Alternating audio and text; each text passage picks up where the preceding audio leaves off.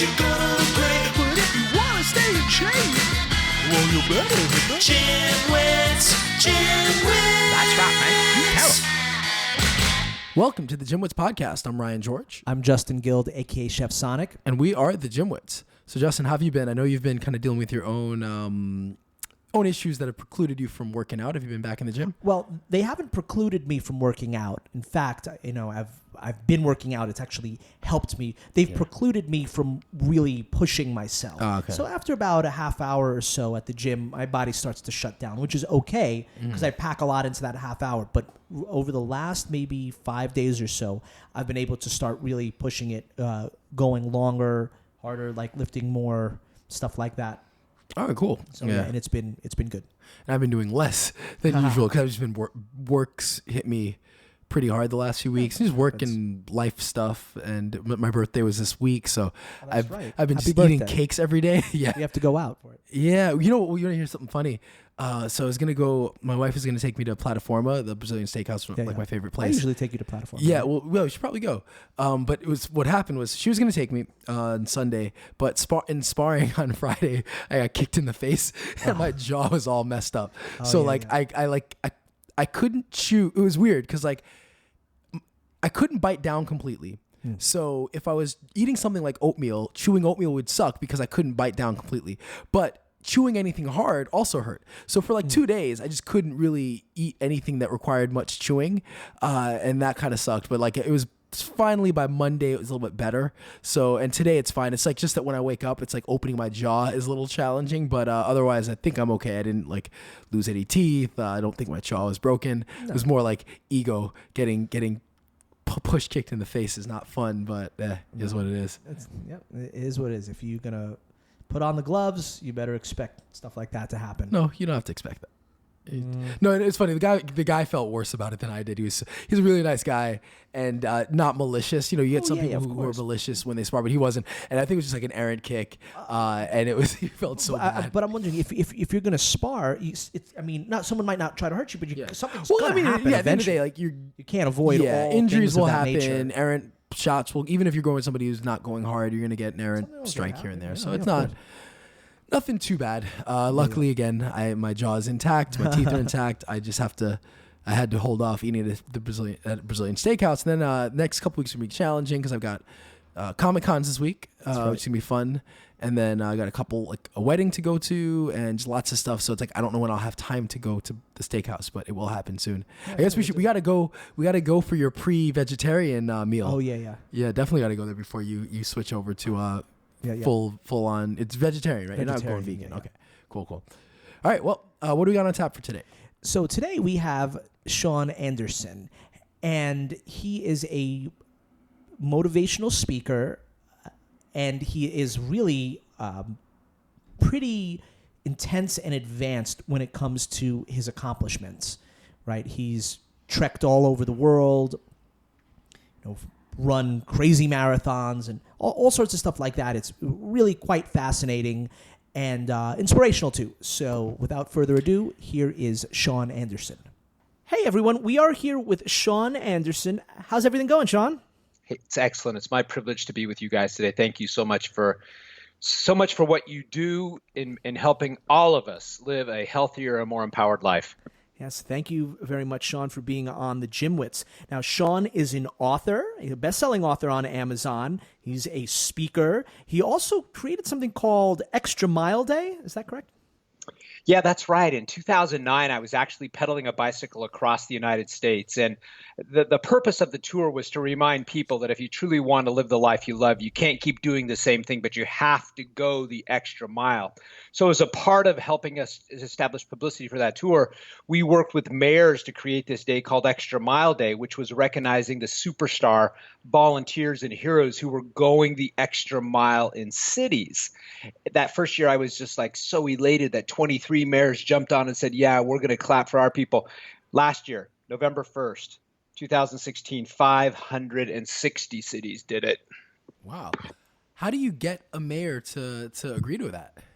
Well, you start appealing to the positive news in life. There's great stories that are going on in every single community. I mean, if we look at the events of Las Vegas right now, there are great stories of people who are going the extra mile and running back and saving people, and who are doing everything they can. I mean, and so we're just trying to get mayors to highlight on the positive in their city, and they're so happy to want to do that.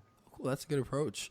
So, I guess going back a little bit for you, whenever we start an interview, we like to know a little bit about the person's kind of entry into fitness. So how did you start with health and fitness and exercise? Were you an athlete growing up? Is it something that started later in life?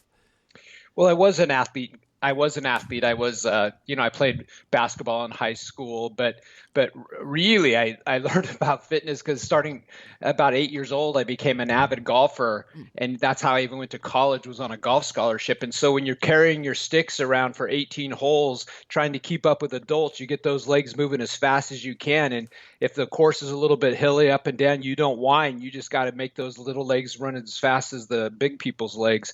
So, I always loved the feeling of being exhausted. I love the feeling of being tired. I love the feeling of working my body. And I think, that early foundation of, walking a few miles on a golf course really kind of set the tone for me. Mm-hmm. And then did you keep it up after school was done?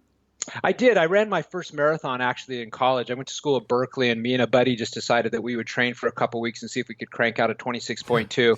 So that was the first time I'd ever done that. I've only run a couple of marathons. I did a 100-miler one time. Wow. It was over 3 days, so it wasn't some of these superstars. But we were carrying our backpacks. I did like 30-some miles on the beaches going from Venice, California to Santa Barbara, California. Wow, that's really impressive.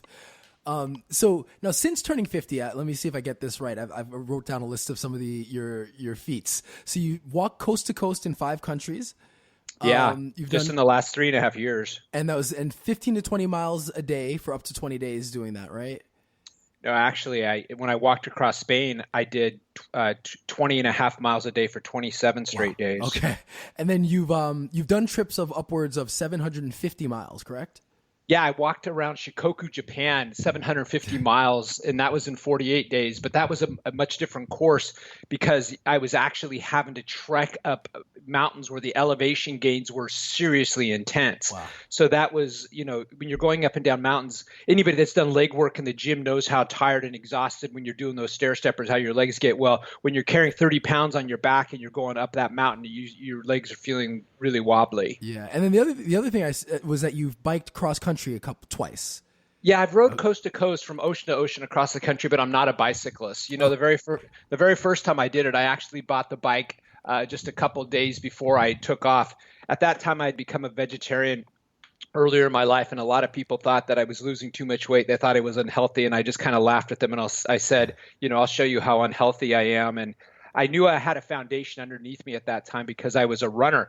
And so anyway, 48 days later, I averaged 83 miles a day pedaling across the United States. And I did that as a non-bicyclist. So I guess I'll have two follow-ups based on what you said. So first is where's the motivation to do this? Like where did that come from, and why? Obviously you've been active, you ran marathons at a young age, but to do this after 50, like where's the motivation from that you didn't necessarily have, let's say, in your 30s and 40s? And then second is, why don't you consider yourself a cyclist? Well, because if you were to go look at my bicycle, let me answer that question now. If you were to look at my bicycle, you'd still see sand in the tires, and the sand in the tires represents me pushing my bike on the sand in the Atlantic Ocean, because when you ride a bike across the country, you have to dip your back tire in the Pacific and you have to dip your front tire in the Atlantic. So I'm not a bicyclist because I've actually never got on those bikes again. I'll ride a long ways, but I'm not going to go ride on a weekend. In my 30s and 40s, I was still avid as far as running, but I wasn't a guy that trained to race. I was a guy that trained to stay in shape, because I believe that when you have a healthy body, everything else falls into place. When you feel good about you, man, you do your best work, you bring your best game to your relationships, you just live more vibrantly. And, I believe as you get older, if you don't use it, you will start to lose it. I truly believe that. If you don't use your muscles, you will grow older faster than you need to. So this is actually not on the list of questions, but it's sort of popped in my head. And I'm sure I can't imagine this not coming up, especially if you're doing motivational speaking. But what do you have to say to people when they start hitting, 50, 55, 60, then saying, oh, my body just isn't what it used to be? Well, my body's not what it used to be either. Sure. But the truth of it is, man, I don't know if you've ever had a day where you just feel crappy.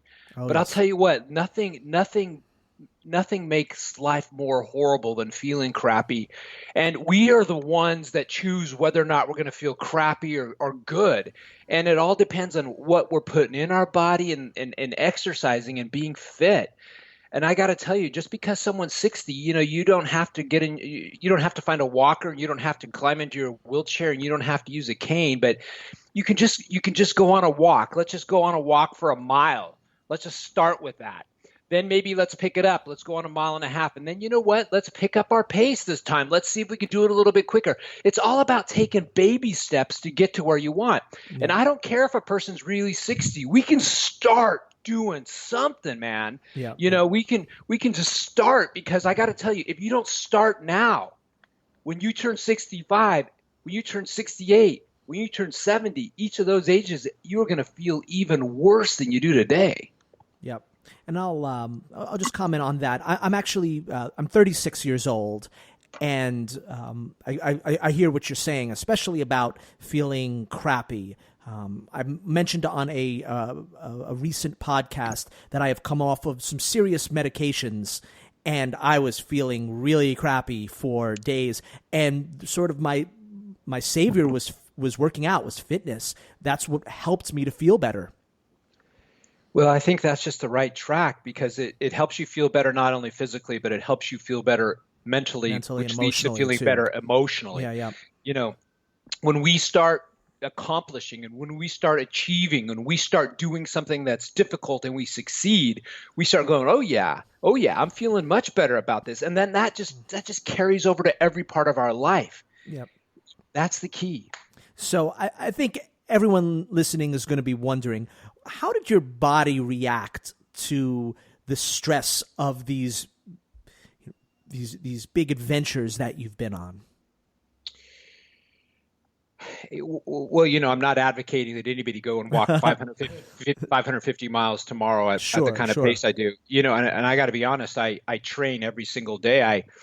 Just this morning, the first thing I do is I go on a really fast 45-minute walk, and I train with a 27 to 30 pound book backpack that's full of water, just so my body's always acclimated to carrying weight. Tonight, I'll go on about another hour and a half. So, we have to train to get to where we want to go. And I'm no different than that. But if I stopped training, I would start to feel bad. You asked about the kind of stress that my body's under. Well, especially in the beginning. I'm really curious about when you first started your treks. What was it like? How much mental fortitude did you need to really push through? Well, the very first time that I did a long distance walk, I started in Saint Jean, France, and I was walking over the Pyrenees Mountains to get into Spain. And I remember I was smoking that first day. I was going so fast up that hill for the first 30 minutes. Then I started going, oh my God, I am just like really tired. I was starting to feel super, super good at the beginning, and then all of a sudden you just crash. You learn to pace yourself. You learn what you can do and what you can't do. Every single walk I go on, my feet get beat to hell and back. I mean, there's blisters, I lose toenails, they're bleeding. Man, you learn to deal with it. Just because you have those small things like that, if you properly put bandages on them and take care of them, you can keep going. I'm never advocating that someone's injury that's going to exercise with an injury or anything that severe, but you got to be tough. To be an exerciser, pain isn't something we all sign up for and say, oh man, I just love the pain. I don't love the pain, but I do love the accomplishment of pushing through the pain. Every single time I still go out now, if you walk up and down hills for 15 or 17 miles, your butt's going to be tired. But you just rest well, you go to bed early, you eat well, and you start again the next day. Great. Now, so let's shift gears a little bit and talk about your career. So, well, actually, before we go to your career, how do you find time to have a career with the activity that you do? Well, I believe that you can create the life that you love, and I've been an entrepreneur my entire life. My first gig was 10 years old. I was selling worms to fishermen. I learned at a very early age that the amount of effort that I put into something, I could directly affect the amount of results and reward that came back to me.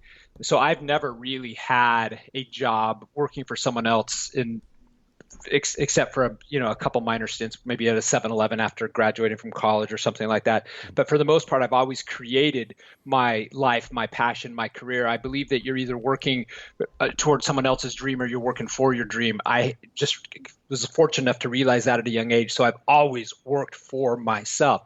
I've had about 50 massive, awesome failures. I've had a couple great successes. It's a couple. Oh, good. I was hoping to hear about those failures to make me feel better. I'm just kidding. The successes have just given me the financial security that I'm really, really fortunate and blessed to be able to do what I want to do today. Great. So you're a motivational speaker and an author, correct? Yes. So tell us. I've written 6 books. My books.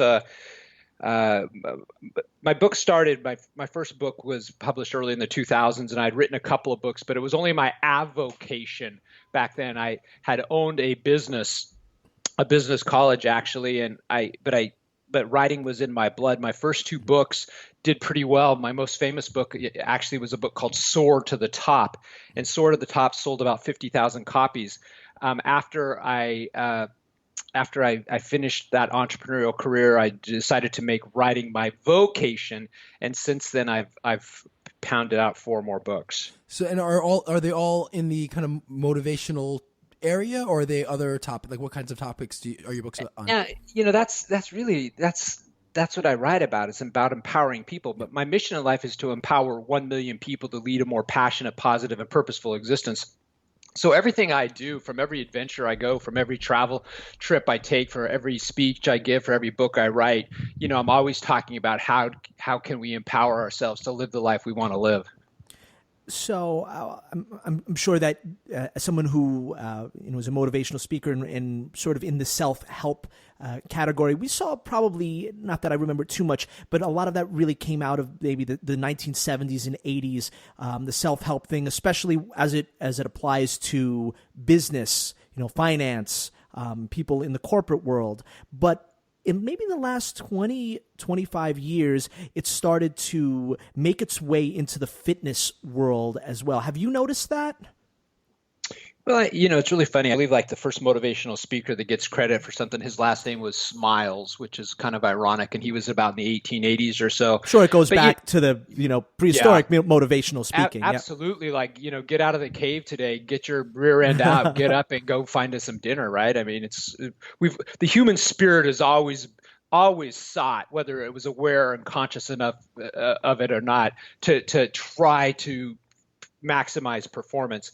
I think the whole coaching and training and the reception of that topic has certainly warmed up, and probably one of the great people that really warmed that up was someone like a Tony Robbins. I mean, Tony Robbins is a guy that just he made it cool to hook up with a motivational coach, just like it's cool to hook up with a trainer, to someone to help you. And then when he started having clients like Bill Clinton and Lady Diana, it just gave him even more credibility. The thing about the thing about coaches or trainers or motivation is attitude is a muscle too, and you can either continue to work on that positive, self-confident attitude, or you can just let it kind of fade away. And that's what a lot of really effective, I think, gym coaches do, is they tap into that. And not only it's about working the muscles, but it's about working your belief that you can do it, that come on, you can do this. And when you start believing you can do the little things, all of a sudden you start thinking, what big things can I also do? So when did you first discover that you had this kind of aptitude for motivating people? Yeah, I'm not, I would never say that I have an aptitude for motivating people. What I have an aptitude for is living my best life. What I have an aptitude for is being able to motivate myself to accomplish some pretty cool things. And when you have some secrets like that, and when you feel really passionate about life, don't you want to share it with other people? Because, I can't say anything that can motivate either one of you unless you guys are open to be motivated. That's just the bottom line.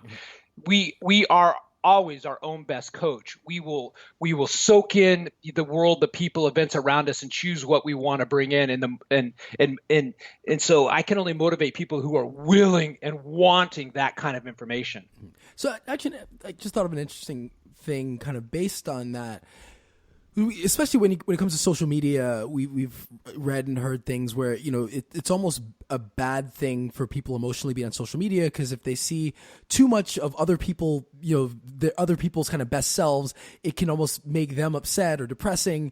And so as somebody who does try to, by being the best person you can be, use that to kind of encourage and motivate people, how do you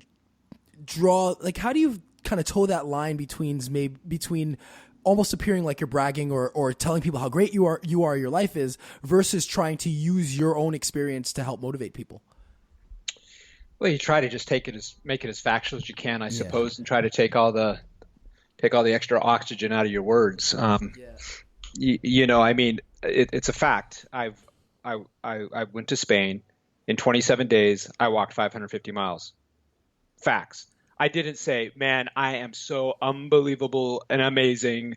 I just climbed all these feet and I did it. And look at this selfie of me on the top of Mount Everest. There's just a difference.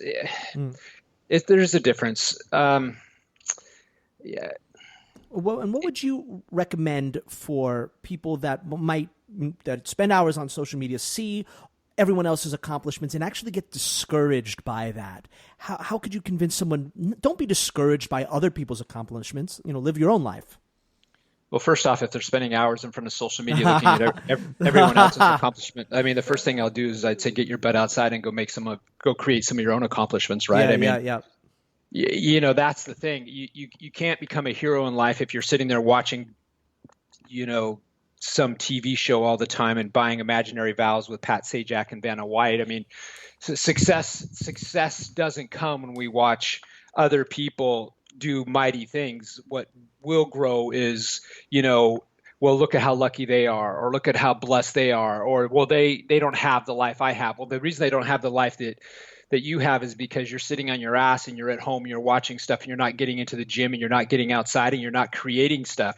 You're not listening to the whispers in your heart that are saying, go do this, go be more. Instead, you're just letting fear take over and you're not doing anything. Now, as an author, you must have a process for writing. Ryan and I do some writing, or I know a lot of people do. Everyone has their own method. Can you tell us a little bit about your process for how you write? I don't know really, guys, that I have a process. I don't write unless two things. One, I write every single day. And I've been journaling my life for about the last 10 years. I've never missed a day, because I believe that the life worth living is a life worth recording, number one. So I suppose I've perfected my craft of writing, or the ability to get, words coming out of my fingers by writing every day. As far as writing a book, man, the only thing that I can recommend is you've got to be so darn passionate about what you're writing, because that's the only thing that's going to get you to the finish line. Because I can assure you that anybody that's ever started to write, about halfway through the project, it's harder and harder to find the motivation to do it. That's why you have to be so passionate about that topic to begin with, because it's that passion that's hopefully going to push you across your 26.2 mile mark. So tell us, tell us a little bit about your most recent book. Like, what's the topic? How does it maybe differ from your other books? Why should our listeners go out and buy that book? Well, my most recent book is the one that I'm hoping to knock off this year. It's called The 4 Fibs. It's not out yet. The 4 Fibs are the 4 lies that people tell themselves that block their success in life. That's what I'm working on right now. Mm-hmm.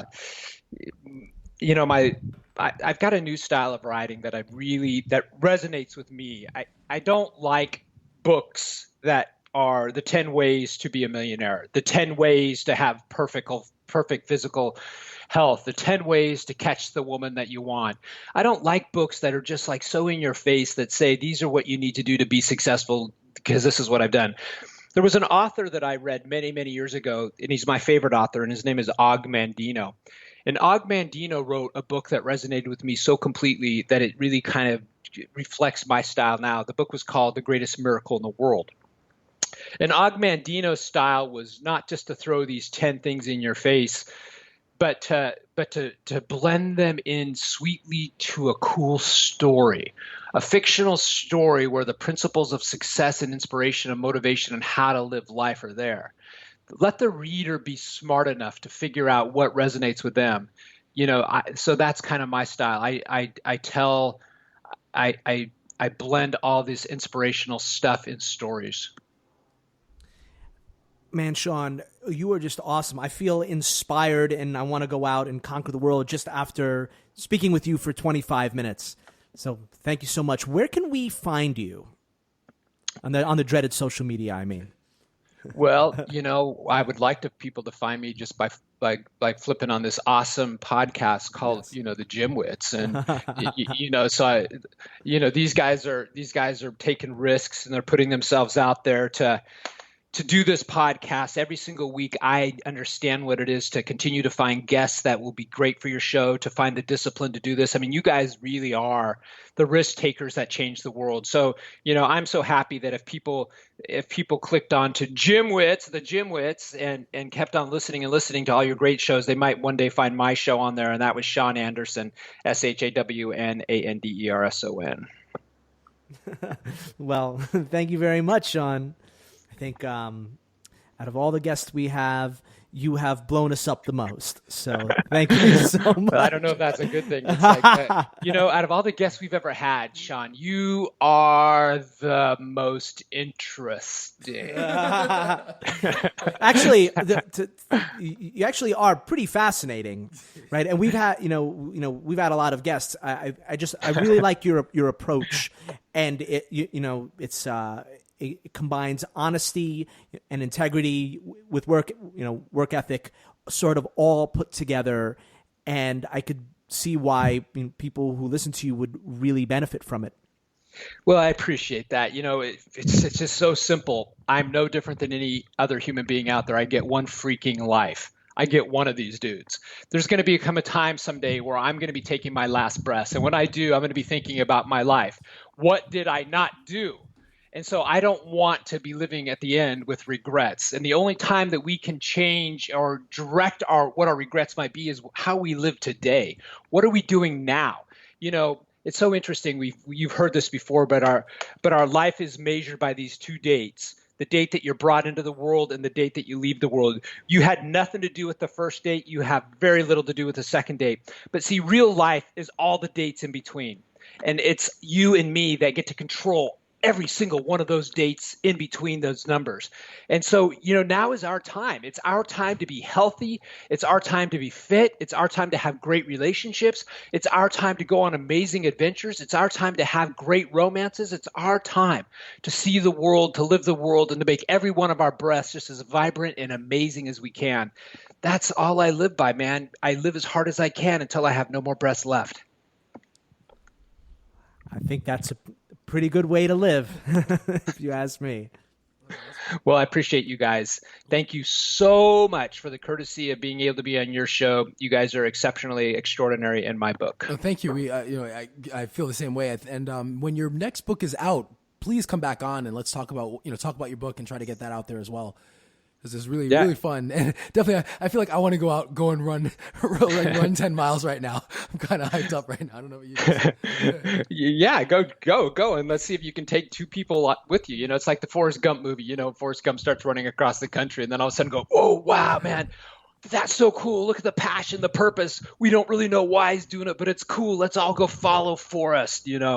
And that's kind of what people like you too, and hopefully I can be a part of that group. And we just lead by our example. We don't lead by our words, but we lead by our example. Yes, I want to go out now and break the world record for amount of ice cream eaten in one sitting. Ooh, okay. All I can say with that is that's Interesting. All right. Well, thank you, Shawn, for being on the GymWits, and we look forward to talking with you soon. So awesome. You guys create a great day, create a great life. Thank you. Wow, it really does make me want to go run a marathon right now. He's definitely intense and motivating. Even though I don't think he was trying to motivate anybody in the episode, definitely got kind of the juices flowing. Yes. I don't know if you felt the same way. Oh, absolutely. I think when you're in the fitness world or really any world, the arts or finance or anything of that nature that is inherently competitive, right? We often can get, we even mentioned this, you can get discouraged by other people's accomplishments. You can get discouraged by competition. But when sort of presented in the right fashion, like with Shawn, you actually are really happy to hear about other people's achievements. They inspire you and they make you want to go out and achieve things on your own. Well, that was an interesting thing when I was asking, because I was running through it in my own head, the idea of like the humble brag, and, and so, the same thing. There is a fine line. There really is a line between kind of sharing your own experiences and overdoing it and kind of bragging about it. And there really is a fine line. And I see people, you see, again, on social media, you see people who do it really well, who are able to kind of say, here's what I'm doing, and do it in a way that you really go like, oh, that's awesome. And then others who it's like, oh, you're just doing it to say you did it. And I got the former feeling. And there's people that do things and say, you can do this too. Yeah. That you're really like, you're bragging. Yeah, exactly. You don't really think we can do this too. You're just saying that to Yeah, something. exactly. But, so not with Shawn. And I got the feeling that he genuinely wants to see people do well. Yeah. Right. And I'll tell you one thing that I really liked is that people who have something to sell, whether it's a book or a service or a system or a product, whatever it is, they never will tell you this isn't for everyone.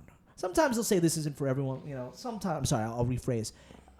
Most of the time, they'll say, oh, anyone can do this. Yeah. This can apply to anyone's lifestyle. If you're, old, you're young, you're a woman, you're a man, you're short, you're tall, right? This applies. Anyone can use it, right? Because you're trying to sell it. I like when Shawn said, what I have to offer will be no good for anyone that doesn't want to be motivated. Yeah. And, I don't think that a lot of people would say, oh, yeah, anyone could do this. Or even people might say, we will motivate people that are unmotivated, which is just not true. Like what Shawn said was completely accurate, right? If someone doesn't want to be motivated, if someone doesn't want to be inspired, if someone doesn't want to go out there and do it and just wants to mope and, either watch TV or just, hang out on Facebook or Twitter the whole time, right? They're not going to accomplish it. They're not going to be motivated. They're not going to go out there. Yeah. It's true. And I like his approach because he's got energy and he's intense, but it's not like trying to sell, it doesn't feel like he's trying to sell you something. Yep. So that was good. That was fun. So anyway, we've got a couple of emails recently, and I know some people want us to get back to some of our normal discussion because we've been doing a lot of nutrition, which people love, doing some interviews. And I know I said recently I had a couple of solid episodes coming up as far as how to create your own workout program and working on the forearms and wrists and stuff like that. And there's some things that I've been saying we get to, and we kind of because we've been doing so many other things, our normal format of Ask the Trainer and interesting studies have kind of been left by the side. So we'll be back to that next week. We got a solid one. We may be making little changes where we actually do the interesting studies by itself, which, because there's so many that there's a backlog, that we may actually do a separate weekly podcast of that too. So we will be back to kind of normal stuff coming up. And that is it for now, I think. Anything you want to add? No, I think stay motivated. Stay motivated, yeah. And yep, all of our stuff is at thegymwits.com. Email us at thegymwits@gmail.com. If you have a question for Ask the Trainer, you can go on the website or you can email it to us.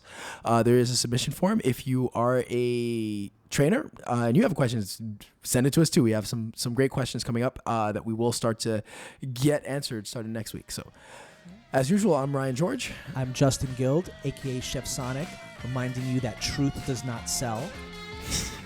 You're gonna make shirts for you with that, with your face. And just truth does not sell. Okay, I don't have a catchphrase yet. See how you mess up the whole outro. And we are The the GymWits. GymWits.